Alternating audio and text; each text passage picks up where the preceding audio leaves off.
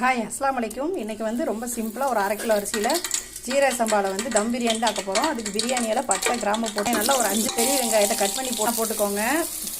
ஒரு நார்மல் சின்ன சைஸ் தக்காளி 2 தக்காளி 5 பச்சை கொஞ்சம் தயிர் போட்டு இது கூட வணக்கி 1 ஸ்பூன் வந்து இஞ்சி பூண்டு போட்டு இவங்களையும் வணக்கங்க. பிரியாணி மசாலா போட்டிருக்கேன். அந்த பிரியாணி மசாலா 2 ஸ்பூன் சின்ன ஸ்பூனில், மிளகாத்தூள் காரத்து தேவை, பெப்பர் தூள் வந்து குட்டி ஸ்பூனு போட்டு இவங்களையும் நல்லா மசாலா போட வச்சு 1/2 கிலோ சிக்கனை வந்து இது கூட கல் உப்பு போட்டு நல்லா வந்து கறியை ஒரு 5 நிமிஷம் நல்லா 1/2 லெமன் வந்து பிழிஞ்சு விட்டுக்கலாம்.